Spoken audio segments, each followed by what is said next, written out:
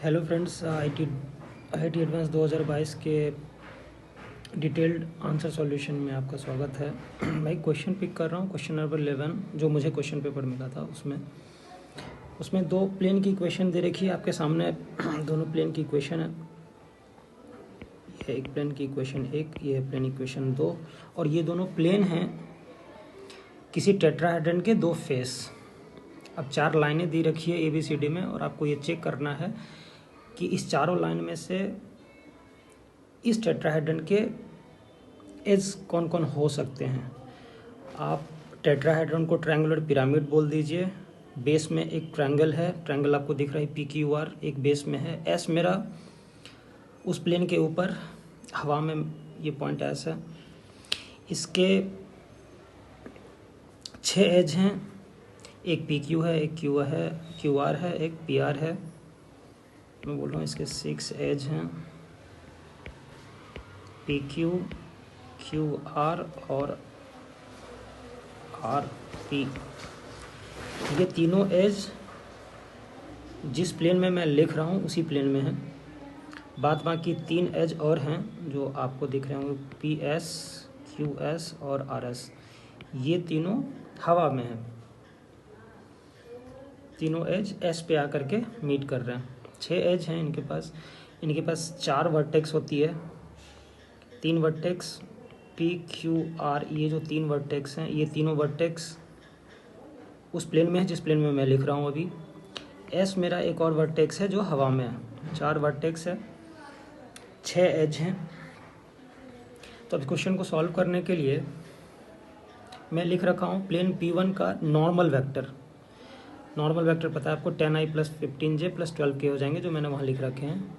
P2 के normal vector, ऐसा vector जो प्लेन P2 के परपेंडिकुलर है। मैं बोल रहा हूँ ये प्लेन जो है वो आपकी प्लेन 1 है, यानी P1, और ये जो है वो आपकी प्लेन P2 है।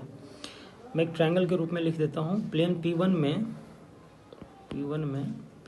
में उसको बोल रहा हूँ जो ट्रायंगल PQS को कंटेन कर रखा है। ट्रायंगल PQS को कंटेन कर रखा है, और प्लेन P2 जो है वो ट्रायंगल SQR को कंटेन कर रखा है।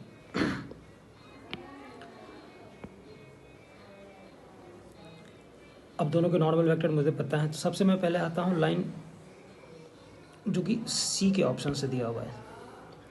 लाइन C का डायरेक्शन रेशियो जो है वो मेरे पास वो पता है -2, 5 और 4 हैं। ये 3 जो नीचे वाले हैं ये डायरेक्शन रेशियो हैं लाइन C के। अब ये डायरेक्शन रेशियो को मैं चेक कर रहा हूँ P1 और प्लेन P2 के नॉर्मल वेक्टर के साथ। तो नॉर्मल वेक्टर P1 का है 10, 15 और 12। मैं डॉट प्रोडक्ट ले रहा हूँ N1 का लाइन C के डायरेक्शन रेशियो के साथ। लाइन C का डायरेक्शन रेशियो है -2, 5 और 4। तो अगर आप डॉट प्रोडक्ट लेते हैं तो -10 × -2, 15 × 5, 12 × 4। इनको आपस में आप जोड़ करके मैं चेक कर रहा हूँ। सो डॉट प्रोडक्ट ऑफ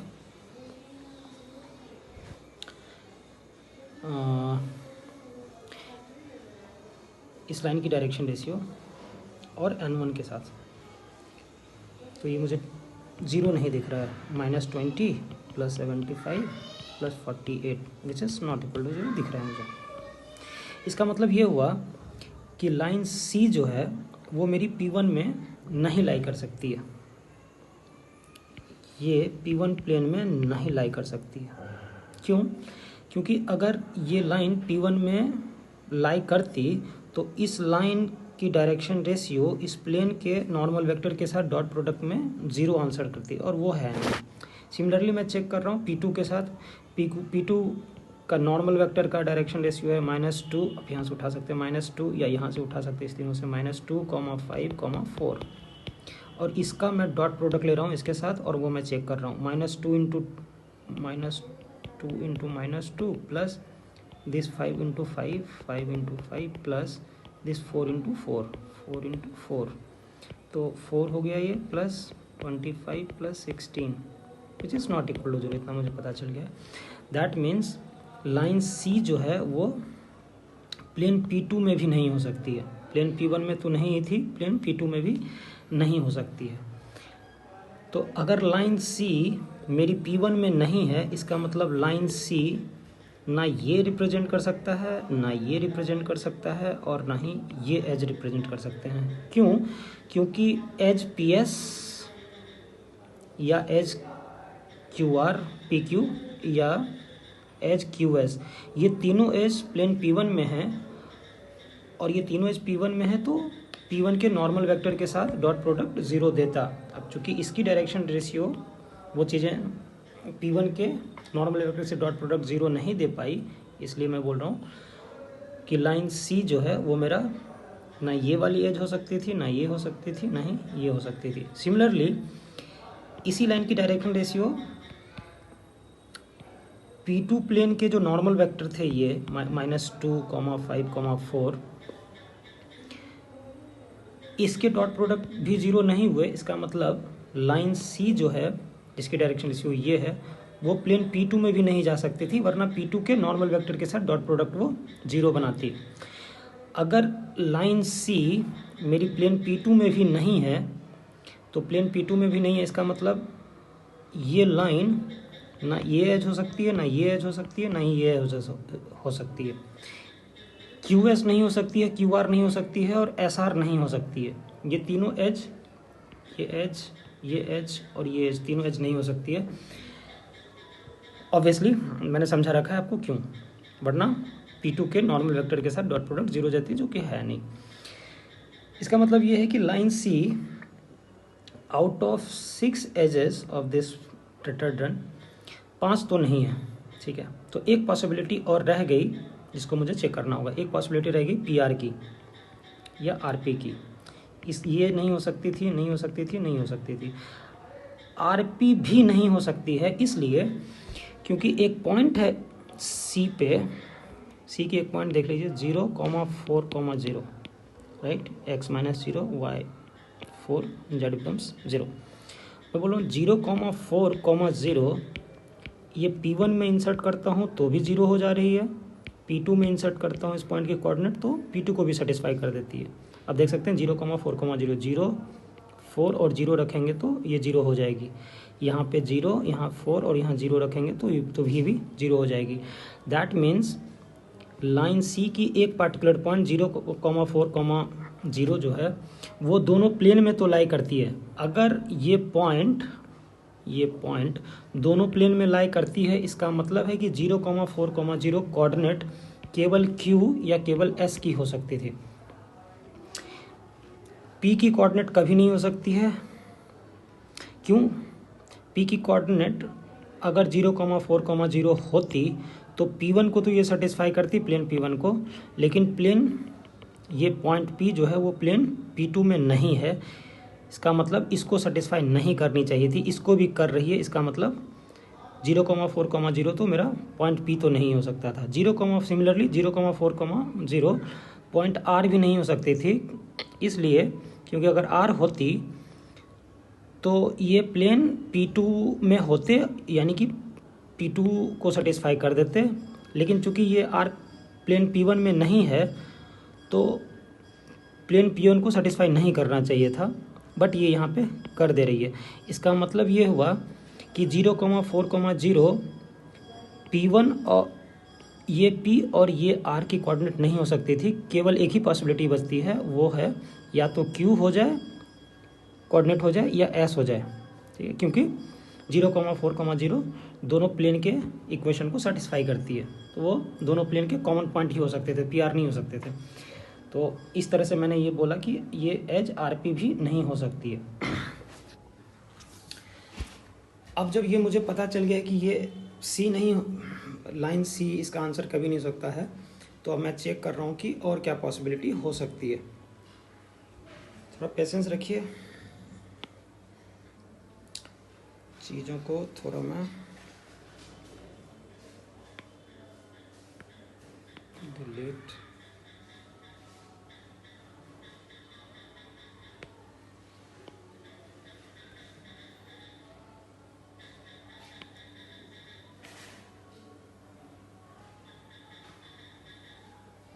अब मैं आ रहा हूँ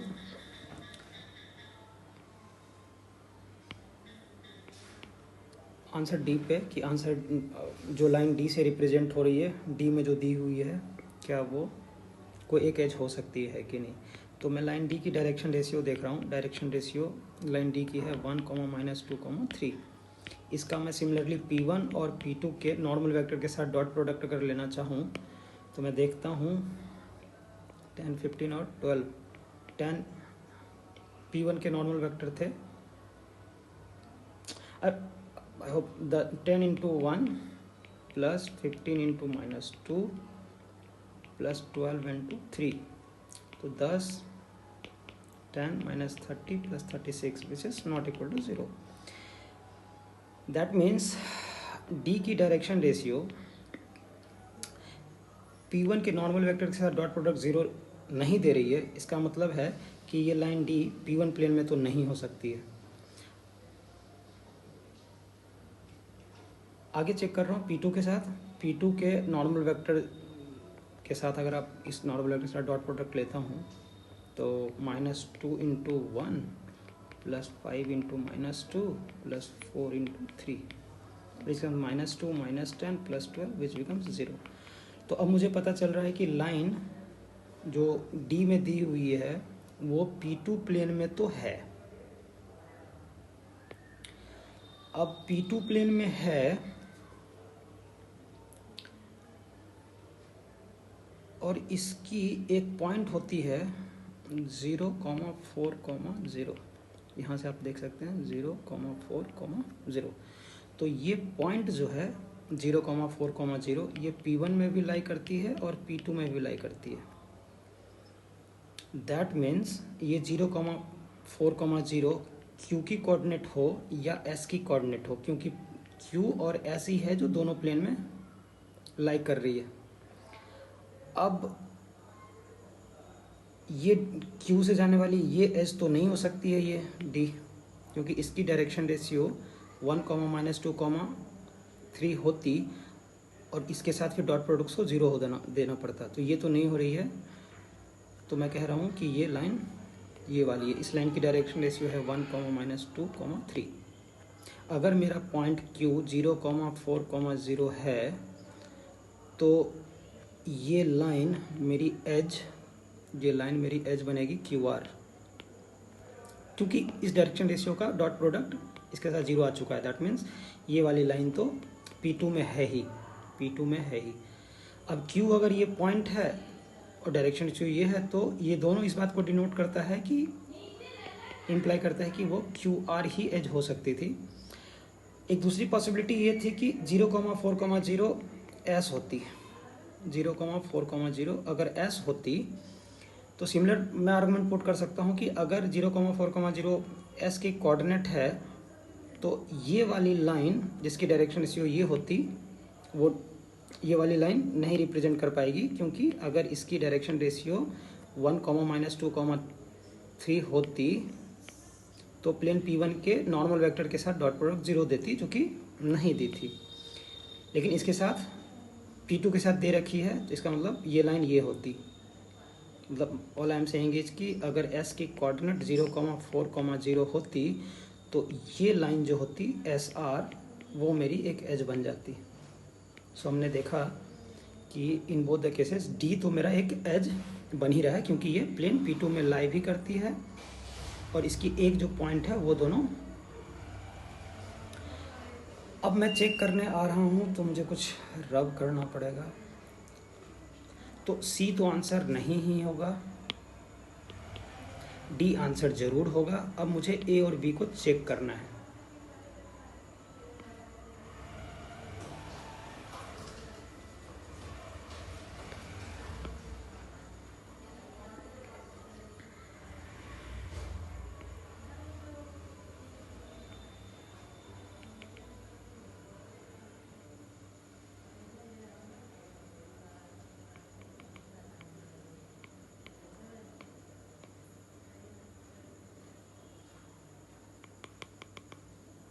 ऑफ कोर्स अगर मैं A पे आऊँ, A की डायरेक्शन रेशियो है 0,0,5। इसका प्लेन P1 के नॉर्मल वेक्टर के साथ डॉट प्रोडक्ट और P2 प्लेन के नॉर्मल वेक्टर के साथ डॉट प्रोडक्ट लिखने की कोशिश करता हूँ। तो 10, 15 और 12, तो मैं देख रहा हूँ 10 into 0 0 plus 15 into 0 0 plus 12 into 5 which is not equal to 0। मैं केवल इतने से ही बता सकता हूँ कि ए जो लाइन रिप्रेजेंट कर रही है वो प्लेन P1 में नहीं लाई करती है, ये P1 में नहीं लाई करती है। करती तो डॉट प्रोडक्ट इसका 0 आ जाता। P1 में लाइन नहीं करती है, इसका मतलब है कि ये लाइन ना PS हो सकती है, एज PS भी नहीं हो सकती है, ना ही PQ हो सकती है, ना ही QS हो सकती है। ये तीनों नहीं हो सकती, ना ये ना ये ना ये। क्यों?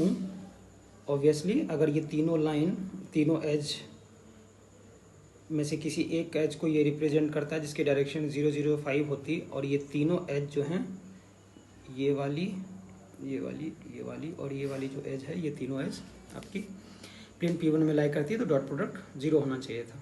सिमिलरली मैं P2 के साथ देखता हूँ। P2 के साथ देखूँ अगर 0,0,5 और P2 की डायरेक्शन रेशियो -2,5,4 है, तो 0 0 और तो ये भी 0 नहीं हो रही है। 0 -2 into 0 plus 5 into 0 0 plus 4 into 5 is 20 which is also not equal to 0।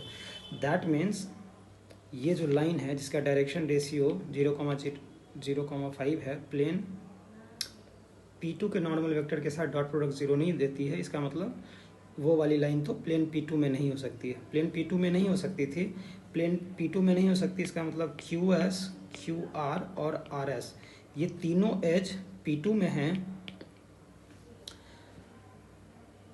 इसका मतलब ये ए वाली लाइन ये तीनों एज भी नहीं रिप्रेजेंट कर सकती है। तो हमने देख लिया कि ए जो लाइन रिप्रेजेंट कर रही है वो ये तीनों एज नहीं हो सकती है और ये तीनों एज नहीं हो सकती है। दैट मीन्स इस दोनों में एक कॉमन एज था QS वाली, इसमें भी QS है, इसमें भी QS है। तो ये टोटल 5 एज ही हैं जो नहीं हो सकते हैं। दिख रहा होगा जो किसी न किसी प्लेन में है, मतलब P1 या P2 में किसी में एक होते, लेकिन ए के डायरेक्शन ए लाइन ए के डायरेक्शन रेशियो का डॉट प्रोडक्ट P1 और P2 नॉर्मल वेक्टर के साथ नॉन जीरो दे रहा है। इसका मतलब उस दोनों प्लेन में तो नहीं है। दैट मीन्स ये 5 एज तो नहीं हो सकते हैं। बट इसका ये मतलब नहीं है कि ए आंसर नहीं हो सकता है, ए आंसर हो सकता है। मुझे ए की पॉसिबिलिटी चेक करनी है, ठीक है। ए की पॉसिबिलिटी चेक करनी है कि 5 एज तो नहीं हो सकते हैं, बट एक पॉसिबिलिटी है कि ए के द्वारा रिप्रेजेंट की हुई लाइन एज हो सकता है कि एज मेरी PR रिप्रेजेंट कर दे, ये वाली PR, ठीक है। बट उससे पहले कि मैं ये प्रूफ शो करूं कि ए एज PR रिप्रेजेंट कर सकती है या नहीं, मैं लाइन B पे आने की कोशिश कर रहा हूँ। B की डायरेक्शन रेशियो है -5,2,3। सेम P1 के नॉर्मल वेक्टर P2 के नॉर्मल वेक्टर के साथ डॉट प्रोडक्ट लेने से मुझे दिख रहा है क्या, आप चेक कर सकते हैं। 10 × 5 माइनस प्लस 15 दूनी 30 प्लस 32 36, तो ये भी 0 नहीं हो रही है। P2 के साथ है आपका 10 5 दूनी 10 प्लस 4 12, जो कि 0 नहीं हो रही है। दैट मीन्स जो लाइन आपकी B रिप्रेजेंट कर रही है जिसके डायरेक्शन ये हैं, वो P1 के नॉर्मल वेक्टर के साथ भी डॉट प्रोडक्ट 0 नहीं दिया। दैट मीन्स P1 में तो नहीं है। सिमिलरली ये डायरेक्शन रेशियो वाली ये जो लाइन है B, वो P2 में भी नहीं है। रीजन आपको समझा दिया है। और अगर B ना P1 में है ना P2 में है, इसका मतलब ये B वाली भी ना ये एज बना सकती है और ना ही ये तीनों में से कोई एज बना सकती है। इसका मतलब B फिर वही 5 एज में से कोई भी रिप्रेजेंट नहीं कर सकता है। बट B की पॉसिबिलिटी स्टिल, मेरे पास एक पॉसिबिलिटी है कि वो PR एज रिप्रेजेंट कर सकती है। तो अब मेरा कुल काम ये बच गया है कि C तो नहीं हो सकती है, D ऑलरेडी एक एज थे और वो एज ये थे या A थे, ठीक है। डिपेंडिंग ऑन Q और S आप 0,4,0 किसको लेते हो। एनीवे ए और बी 5 एज तो नहीं है, ए और बी दोनों, लेकिन ए और बी दोनों के चांसेस अभी बचे हुए हैं कि वो पी आर एज रिप्रेजेंट कर दे, ये वाली एज रिप्रेजेंट कर दे। तो अब कुल मिलाकर के हमें यही चेक करना रह गया है। तो मुझे थोड़ा रफ करने की ज़रूरत पड़ जाएगी।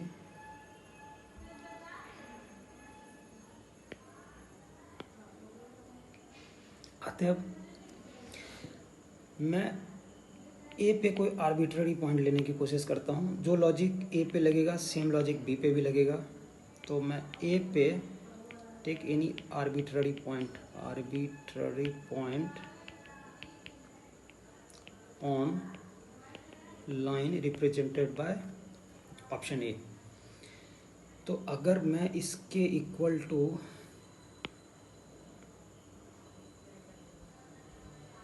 सपोज, ये जनरल तरीके हैं, आपको भी पता है, इक्वल टू मैं अगर टी मान लूँ तो इसकी कोई भी आर्बिट्ररी पॉइंट हो जाएगी 1,1,5t+1। ठीक है। अब मैं इस पॉइंट को, देखिए मेरा पर्पज़ है कि क्या line A P R represent करती है कि नहीं। ठीक है, तो इसकी मैंने कोई भी आर्बिट्ररी पॉइंट ले ली, ये वाली। अब मैं चेक कर रहा हूँ कि वो पॉइंट पी की कोऑर्डिनेट या पॉइंट आर की कोऑर्डिनेट कब बन सकती है। इसका कोई भी आर्बिट्ररी पॉइंट पी की कोऑर्डिनेट बना सकता है या पॉइंट आर की कोऑर्डिनेट बना सकता है। ठीक है, तो इस पर कोई भी पॉइंट अगर आर्बिट्ररी मैंने ले ली है पी आर पे जो कि अगर ए रिप्रेजेंट करेगी तो इसकी कोई भी आर्बिट्ररी पॉइंट ये है। मैं चेक करना चाहता हूँ कि P1 पे लाई करती है और P2 पे लाई करती है, तो T की वैल्यू क्या होगी। तो P1 पे जब लाई करेगी तो मैं P1 के इक्वेशन में इस पॉइंट को डाल करके देख रहा हूँ। 10 × 1 प्लस 15 × 1 प्लस 12 × 5t+1। मैंने इस पॉइंट के कोऑर्डिनेट को प्लेन P1 में इंसर्ट कर दिया। -60 शुड बी 0। तो ये दे देगा 10 + 15, ये हो जाएगा 60t + 12, ये हो जाएंगे आपके 10 37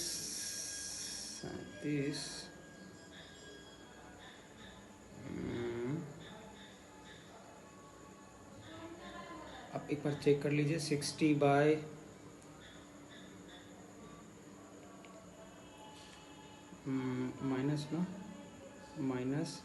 -23, right, equal to 0। So t will be 23/60।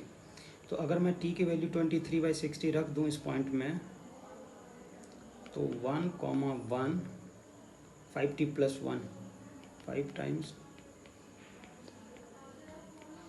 +1, तो ये जो पॉइंट के कोऑर्डिनेट आएगी 1,1 12 इज 35/12। तो ये पॉइंट कोऑर्डिनेट हो जाएगी किसकी, इस लाइन पे मैंने कोई आर्बिट्ररी पॉइंट लिया था। अगर ए इस लाइन को रिप्रेजेंट करती तो ये पॉइंट पी हो जाएगी मेरी, ये पॉइंट पी हो जाएगी।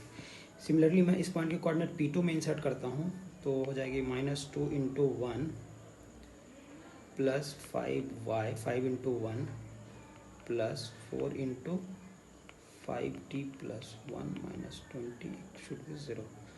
यहाँ से मुझे आएगा 20t, ये +3 4 7 7 -13 = 0। That means t should B 13/20। तो ये t की वैल्यू अगर मैं यहाँ इस पॉइंट पे पुट कर देता हूँ, तो 1,1 5 टाइम्स 30 20 +1 +1। यहाँ मैंने ठीक किया क्या, 60, हाँ मैंने ठीक किया। 5t, ओके, 5t+1, हाँ। दिस इज़ 1,1 5 होगा 20 4 13 4 17 17/4। ठीक है, तो हमने निकाला कि इसकी आर्बिट्ररी पॉइंट R कब हो रही है P2 में, प्लेन P2 में इंसर्ट करने से, तो मुझे इस R की कोऑर्डिनेट मिल गई। अभी तक मुझे ये समझ में आ चुका है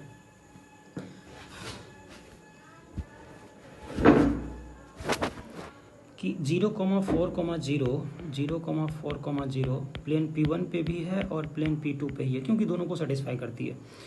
तो और दोनों प्लेन पे लाई करने वाले मेरे पास दो ही पॉइंट है, या तो S या तो Q। तो आप कभी S मान लीजिए तो भी आंसर को फ़र्क नहीं पड़ेगा। अगर आप मान लेते हैं कि Q की कोऑर्डिनेट 0,4,0 है तो भी आंसर को कोई फ़र्क नहीं पड़ेगा। तो मैं मान लेता हूँ फिलहाल कि Q की कोऑर्डिनेट है 0,4,0। ठीक है, तो अगर Q की कोऑर्डिनेट है मेरे पास 0,4,0, सिमिलरली आप S की मान सकते थे। तो Q की अगर कोऑर्डिनेट मैं मान लेता हूँ 0,4,0 है, P की कोऑर्डिनेट मुझे निकल गया है, Q की कोऑर्डिनेट मैं 0,4,0 अगर लेता हूँ तो मैं डायरेक्शन रेशियो इसकी चेक कर रहा हूँ। डायरेक्शन रेशियो कितनी होगी? डायरेक्शन रेशियो ऑफ PQ, ठीक है, ये Q की पॉइंट ये है। डायरेक्शन रेशियो PQ की कितनी हो जाएगी? डायरेक्शन रेशियो माइनस कर सकता हूँ किसी में से किसी को, तो 1 - 0 कर दिया 1, 1 माइनस कर दो -3 और 35/12। अब डायरेक्शन रेशियो अगर PQ की ये आ जाती है, अब मैं चेक करना चाहता हूँ कि क्या PQ की डायरेक्शन रेशियो अगर ये आती है तो इसका प्लेन P1 के नॉर्मल वेक्टर के साथ डॉट प्रोडक्ट 0 आना चाहिए, और वो है 10, 15, 12। तो इसका डॉट प्रोडक्ट अगर मैं ले लूँ 10, 12, 15 और 12, 10, 15 और 12 डॉट प्रोडक्ट लेता हूँ तो 10 × 1 -45 और 12 कट जाएंगे +35 विच बिकम्स 0। दैट मीन्स अभी तक तो सही है, ये चीज़ आ भी गई। अब Q ये है और R ये पॉइंट है, Q ये पॉइंट है, तो इनकी डायरेक्शन रेशियो मैं लेकर के चेक करता हूँ। 1 - 3, 17, ये है डायरेक्शन रेशियो किसकी? इस वाली QR की डायरेक्शन रेशियो अगर ये है, मैं चेक करता हूँ कि अगर QR की डायरेक्शन रेशियो ये है तो प्लेन P2 के नॉर्मल वेक्टर थे -2, 5 और 4, -2, 5 और 4। तो इसका डायरेक्शन रेशियो और QR की डायरेक्शन रेशियो मुझे ये आ गई, और ये उसके प्लेन के परपेंडिकुलर ये थे, तो डॉट प्रोडक्ट 0 होना चाहिए। तो क्या ये डॉट प्रोडक्ट 0 दे रहे हैं? -2 × 1 -5, 15 +4, 4 कट जाएंगे 17, और ये मेरा 0 हो रहा है। तो इसका मतलब है कि लाइन A PR रिप्रेजेंट कर सकता है। सिमिलरली सेम आर्गुमेंट से मैं आगे आपको ये दिखा सकता हूँ कि B के साथ भी ये बात सच है, और वो मैं दिखाने के लिए आपको फिर से इसी कॉन्सेप्ट को मैं फिर से रिपीट करता हूँ।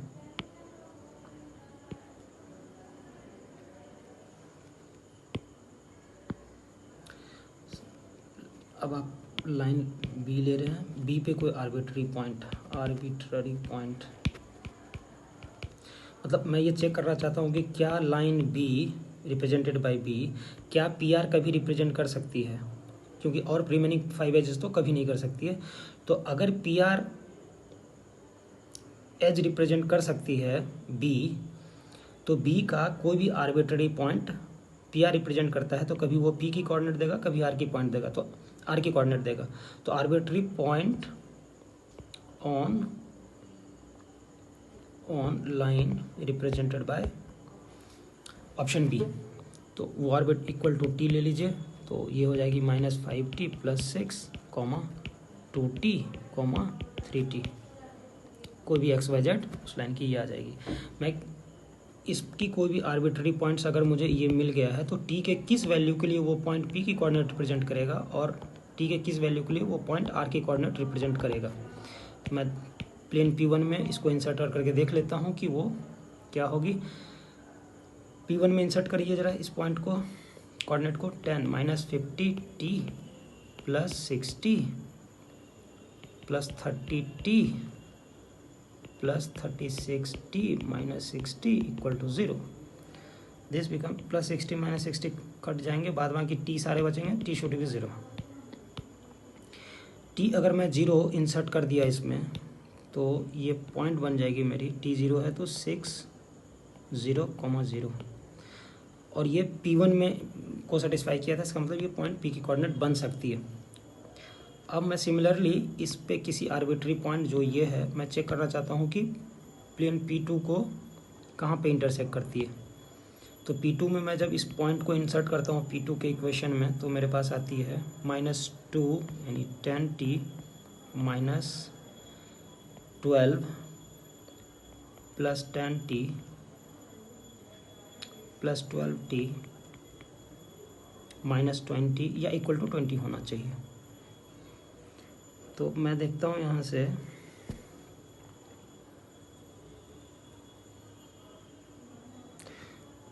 tan t 20 32t is equal to, ये उधर जाएगा तो 32, that means t should be 1। t should be 1 इसका मतलब ये है कि t इक्वल टू 1 मैं अगर इसमें पुट करता हूँ तो वो पॉइंट मेरी बन जाएगी। t इक्वल टू 1 इसमें पुट कीजिए तो -5 इंटू 1 1 2 और 3 और ये पॉइंट r की कोऑर्डिनेट हो जाएगी मेरे पास। सिमिलरली मेरे पास q या s आप ले सकते थे, लेकिन मैं ले रहा हूँ q की अगर कोऑर्डिनेट 0,4,0 है, क्योंकि मुझे पता है ये दोनों प्लेन में लाई करती है, तो वो q की कोऑर्डिनेट हो सकती है या s की कोऑर्डिनेट हो सकती है। तो अगर मैं q ले लेता हूँ सिमिलरली तो मैं ये प्रूव कर पाऊंगा। s भी लेते तो उससे कोई फ़र्क नहीं पड़ता। q ये है, मैं इन दोनों की डायरेक्शन रेशियो p और q की डायरेक्शन रेशियो देखता हूँ। p और q की डायरेक्शन रेशियो अगर देखूँ, डायरेक्शन रेशियो p q की कितनी आ जाएगी, 6 - 4 0 - 4 इज -4 6 - 0, ठीक है, 0 - 0 इज दिस। अब अगर डायरेक्शन रेशियो पी क्यू की ये है और प्लेन P1 के परपेंडिकुलर या नॉर्मल वेक्टर थे 10 15 12 10 15 12, तो क्या इन दोनों के डॉट प्रोडक्ट 0 होते हैं? तो 10 जगह 60 -60 प्लस 0, तो हाँ ये 0 हो जा रही है। सिमिलरली इन दोनों के डायरेक्शन रेशियो निकालिए, direction ratio of this Q R, Q ये थी, आर की कोऑर्डिनेट अभी ये निकली थी, तो मैं डायरेक्शन रेशियो क्यू आर की देख रहा हूँ। 1 - 0 1, 2 - 4 इज -2, 3 - 0 इज 3। अगर इसकी मुझे डायरेक्शन रेशियो मिल गई है और ये जो है प्लेन P2 में नॉर्मल -2 5 4 -2 5 और 4, इन दोनों का डॉट प्रोडक्ट अगर मैं चेक करना चाहूँ तो -2 -10 plus 12 which becomes 0। That means अभी तक तो सही है। तो जैसे हमने ए में देखा आर्बिट्री पॉइंट लेकर के, सिमिलरली बी में देखा, तो ये चीज़ें, और यही पॉइंट अगर मैं एस के साथ किया होता तो मैं इसकी डायरेक्शन रेशियो लेता, इसकी डायरेक्शन रेशियो लेता, और वो तब भी इसके साथ डॉट प्रोडक्ट 0, इसके साथ डॉट प्रोडक्ट 0 ही देती। दैट मीन्स पी और आर की जो कोऑर्डिनेट निकल रही है, ये चीज़ पी और आर की कोऑर्डिनेट जो निकल रही है वो पॉसिबिलिटी है। सो ए और बी दो एज हो सकते हैं, वो भी वो वाले एज जो किसी प्लेन में ना लाई करे। ये वाली एक ऐसी एज थी जो एज दे रही थी जो प्लेन P2 में लाई करती थी, ये तो किसी पे भी लाई नहीं कर पाई। ये दोनों रेगुलर पांचों एज तो नहीं थे, बट हाँ वो पांचों एज जो P1 या P2 में लाई करती थी, एक छठी एज थी जो दोनों में लाई नहीं करती थी, उसकी पॉसिबिलिटी इन्होंने दिखा दी। So the answer is A, B, C नहीं हो सकती थी, D। Thank you.